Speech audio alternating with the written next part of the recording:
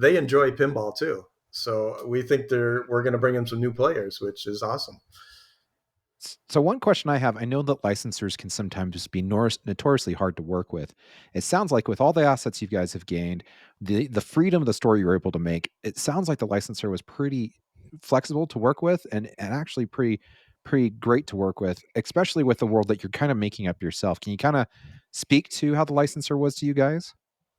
Yeah, they were great. I mean, they make games, so it's a leap we don't have to make when it's a big Hollywood studio where you have to kind of teach them a little about pinball, right? They understand games and they know what our craft is, and they know they can't do what we do, bring D&D to pinball. So they were a great support all along the way. There are certain things, right, in their universe they want to be right, right?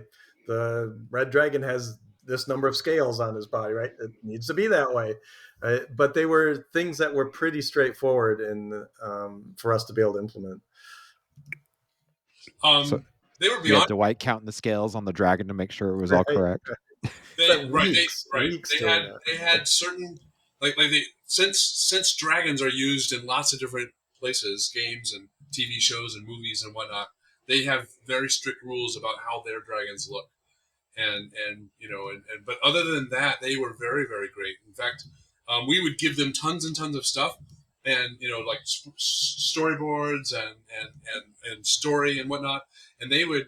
Like I thought I was great at crossing my T's and dotting my I's and making it all very D&D and perfect. And then they would come back with dozens of ideas and notes, and I'm like, wow, they're spot on here. They're spot on here. This is awesome. We're gonna, they helped improve the product at every step. Yeah, So I love working with it. Working with yeah, them. and that's what you want in a partnership with a Yep. licensor.